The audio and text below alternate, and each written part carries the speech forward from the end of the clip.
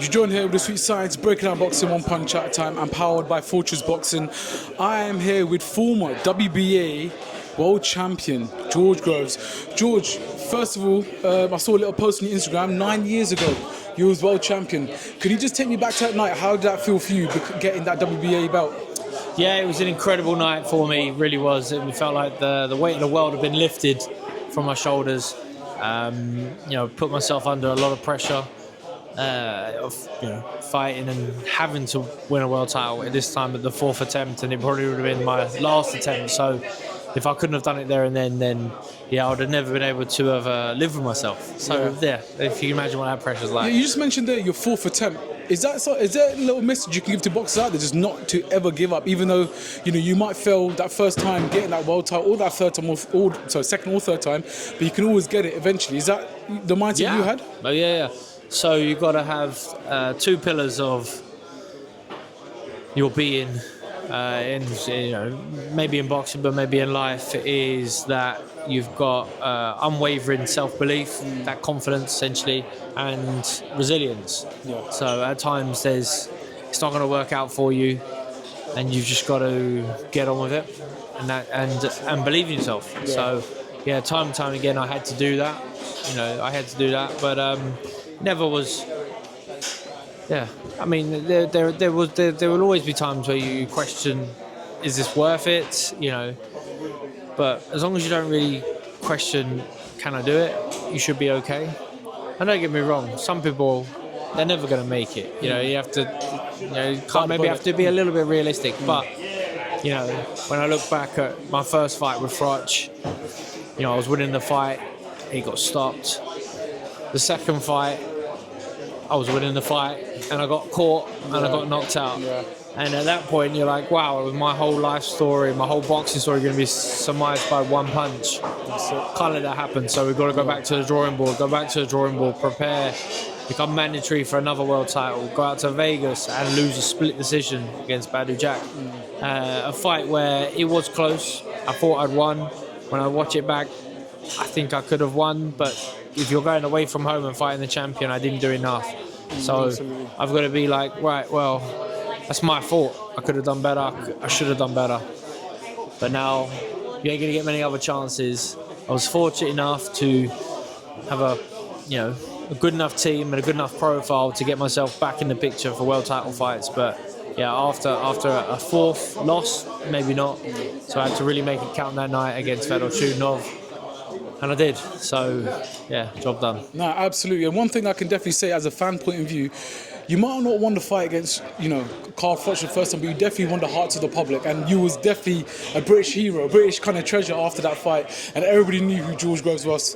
But enough of that now. Let's speak about your protege, Lucus, Roehrig. How's camp been for him? How's training been for him for this camp? Yeah, great. Really, really good. So... we boxed earlier in the year, maybe March. So he's had 8 weeks. So he's always fit, he's always healthy. But we just roll on into the next fight. We had some great sparring this time round. So we was over sparring Chris Phillips-Smith ahead of his comeback fight. They're great rounds. Chris Phillips-Smith is a big, strong cruiserweight, and he's a physical fighter, as we know. So when you go to his gym, he's going to bring the heat, and you've got to be sharp and you've got to be on it. And if you're out of shape, or even if you're just not mentally switched on, he'll drag you into that dogfight that is really uncomfortable.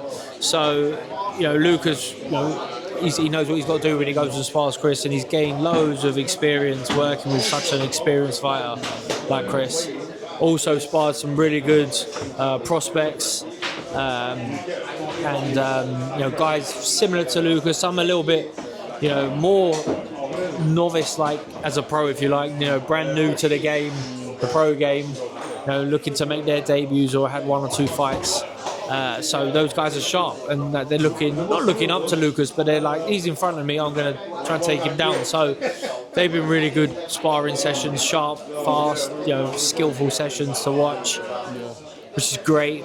And he's doing some great work with Perform 365, headed up by Dan Lawrence, who was my former strength and conditioning coach.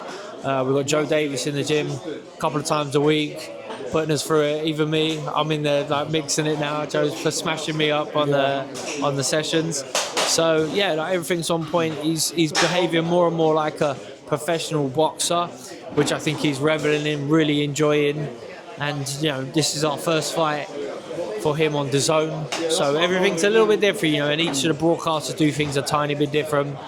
He stayed humble and he's fought small hall and he's been on ticket deals, but he's also opened the show for Channel 5, opened the show for Sky Sports, and it looks like Friday night is going to be opening the show for the zone. So, no, we're going to have a really good opponent, a guy who's coming to win, and a guy who's dangerous. This fella, he's tall, so he's really, he looks like he's big for the weight, good skillful boxer. So it's a different sort of opponent that Lucas has faced of late. His last one was maybe strong but wild, whereas this guy's a little bit more of a boxer. So yeah, another problem he's going to have to solve. That's it. And it's good that he's getting these kind of challenges early in his career. I just want to ask, on top of my head, I just thought of this question, and obviously you've been in the same shoes as Lucas from when you was coming up in the ranks.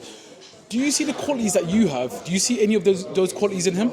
Yeah, absolutely. That's before I'd even turned professional with him. I'd seen things in Lucas that I admired. So yeah, he's an athletic, physical fighter, but also his attitude. He's fearless and he's ambitious. In equal measure. He's ruthless at times, which you need to be as a pro, and but he's also, when he wants to be, he's quite smart. Sometimes he likes to be the boxer and just be, what time do we get there, coach? What do we want to do next, coach? But you need a little bit more than that in the pro game, and he showed that to me as well. So I've put him in the deep end time and time again. He's sparred Jai Opataya, the most ferocious heavyweight, ferocious cruiserweight in the world before his pro debut. He's like he was on it. He's in it. His debut was against Joel McIntyre, who, a really good, solid fighter who's got loads of experience. And ultimately, the biggest test for your debut is holding your nerve. It's not about the boxing at all. He showed me that he can perform under pressure. And yeah, his next fight, he's opening the show for Sky. His next fight, he's opening the show for Channel 5. So he's been in high pressure situations. He's had sticky moments in his pro career already. It was 2 fights ago. He got caught. He wouldn't really say he got hurt, but he got referee shouted stop boxing. The guy threw a punch after that. He got caught. He goes down. He gets up. It's not a knockdown, but he gets his act together, gets his legs back under him, gets his head back in the game, and he drops a dude a round and a half later. So goes on to a conclusive win. So yeah, there's a lot of things, a little checklist that you want your fighters to go through as they're coming through. I think by the time he gets to title level, there's not going to be an awful lot of things that he hasn't yet to have experienced as a professional. So we're putting him in them situations, making it uncomfortable so that, I'll talk about the 7 key traits of a champion, right? And one of them is to, live outside your comfort zone until it becomes your comfort zone. And that's what he's doing. He's living outside his comfort zone until it just becomes comfortable. And so far, so good. Yeah, definitely. And it's good that it shows his salt in the game, being in a fight like that, being in deep waters, and actually being able to swim out of that deep water. So I'm sure you was definitely proud of him after that performance 2 fights ago. Now, I don't want to look too far ahead. I mean, you should never look past your opponent. But for you, as a manager, as a coach, what's in life for Lucas after this obstacle that we're going to come across on Friday, 29th of May? Is there possibly a title shot towards the end of the year? Yeah, absolutely. We're going to be pushing for a major title. So Vidal O'Reilly, we knew he was fighting for a world title next, and the British title was going to be vacated. It sounds like, I don't know if it's already been ordered by the Board of Control, that Pat Brown is fighting John Hedges, Hedges, for it. But we'll be pushing Lucas into a situation where he's next in line after that. Titles are lovely, but there's only one title that he really cares about, and that's a world title. But we know along the way, this is part and parcel of boxing. I was fortunate enough to fight for the Commonwealth title in my 9th fight, and then win the British title 2 fights later. Sometimes the boxing politics gets in the way, and you can't have such a direct, straightforward route. But an English title would be great. anything, one of the governing bodies, a ranking title with one of those guys would be great.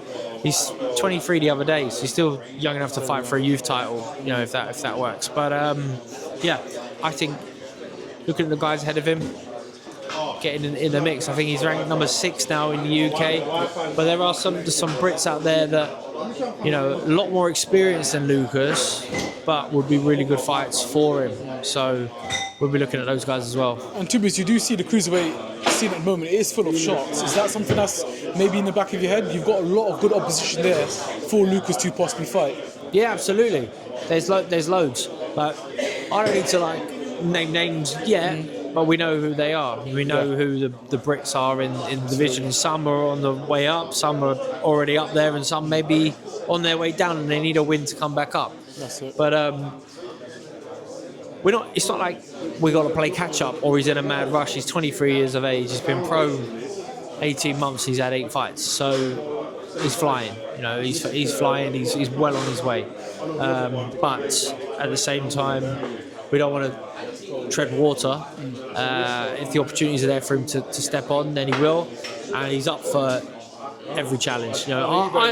I want to see him headlining. He'll be a headliner by the end of the year, and that means it's got to be a title fight, and that's what he's capable of, and that's how we're going to build his brand in the boxing world. For sure.